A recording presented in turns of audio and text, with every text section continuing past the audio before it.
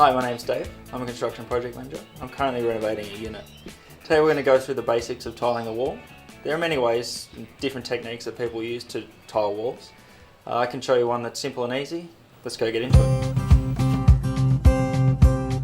When tiling a wall, it is the planning that makes all the difference. If you spend your time early in the process setting out that critical first tile, the rest is easy and it just falls into place.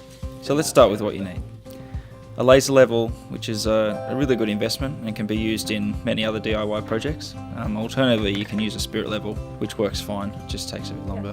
A tape measure, a builder's square. It's good to have an angle grinder for your detailed cuts, a notch trowel to apply your adhesive to the tiles, an adhesive mixer can be picked up pretty cheap and will save you the headache of manual mixing. Builder's packers, tile spacers to ensure the even gaps between the tiles, goggles, earmuffs and boots, just your general personal protection, tile adhesive for gluing your tiles, and of course your tile cutter. So today I'll be using a wet saw. If you're working with harder tiles like porcelain, you should probably hire one like this. But if you're just working with normal ceramic tiles, a score and snap tile cutter is perfectly fine. Of course, the tiles, make sure you add at least 10% for wastage. I find 10% is pretty good, but obviously depending on the job you might want to step this up or down. Before starting any work, it's important to have a clean primed surface. I have a masonry wall that's already been primed for today. It's probably a good idea to reference a tile adhesive packet for guidance on how to prepare the wall surface. A lot of walls are specific to different types of glues, so it's worth doing your homework, finding an adhesive that's tailored to the wall you're trying to prepare. Now the most important step in tiling is getting the top line of the bottom row of the tiles perfectly horizontal. So really just your set out point. By getting this horizontal line, we'll establish a frame of reference for the entire wall. A bathroom floor is commonly built to slope towards a drain. This makes the floor line unlevel, so we can't really use this to set off. That's why we have our horizontal reference. So your next step is to use a laser if you have it, or your spirit level, to mark out just a horizontal frame of reference around the wall. After you consider the spacing of your tiles, we need to determine a set out point. So this will be where we lay the first tile. So we want to create a vertical line which will go straight through our horizontal line, which will give us a square, perfect frame of reference for that first tile. We need to find a floor tile to line the gap up to, so it's nice to get your grout line on the floor lining up with the grout line on the wall. So generally tiles will lay half the tile on the bottom row. It's easy for those scoring type of tile cutters to snap half a tile. And then there's a bit of flexibility there to get that first row perfectly level. So in my instance today, I've gone close to a full tile. This is just because I can use a wet saw. It's not too difficult to cut away a small amount of the tile. Now we want to mark the first tile for cutting. So we want to create a gap, sort of 3 to 5 millimeters using the builder's packers. So it's important to allow room at the bottom of the first tile for a silicone seal. This will accommodate for movement in the wall and provide a bit of flexibility in packing your first row up, and then mark the side of the tile where our horizontal line is.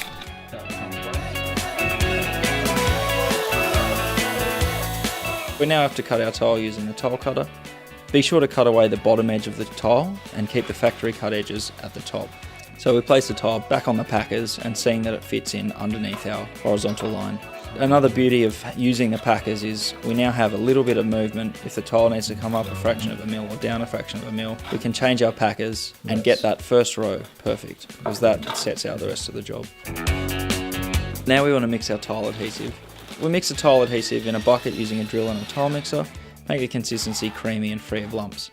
So using a notch trowel to apply the tile adhesive to the back of the tile, we can then start placing the tiles on the wall.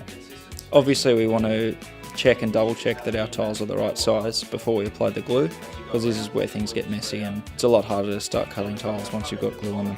This first tile is the set out tile for the wall, so we've glued it in place. We use our packers to pack up off the floor. We should be against our 2 marked lines, and we should know that it's perfectly square. We need to make sure that these packers at the floor can't really move, because the weight of future tiles above it, we don't want them to compress. So give the tile a firm tap. I use the back of my hand, but you can use a rubber mallet. Obviously don't use a hammer or something that's going to chip the tile. And we continue and install our first row. If that's perfect, theoretically the vertical orientation will be fine as well.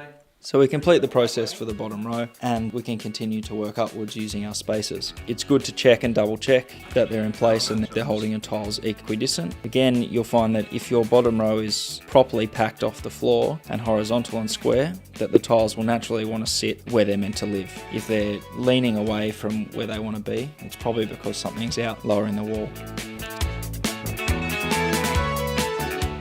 So an important thing to manage is the notch trowel. You can get different size notches which are usually applicable for different size tiles. Today I'm using a 6mm notch trowel and I find this to be pretty good for 300 by 600 tiles. So the whole purpose of the notch trowel is to spacer glue on the back of the tile so that you have an ability to tap the tile in and there's a bit of movement there for you to use if you need it to push the tile further in against the wall to make them all line up flush. Thanks for watching. I hope you've learned a few more of the basic steps in wall tiling. Good luck with your own project.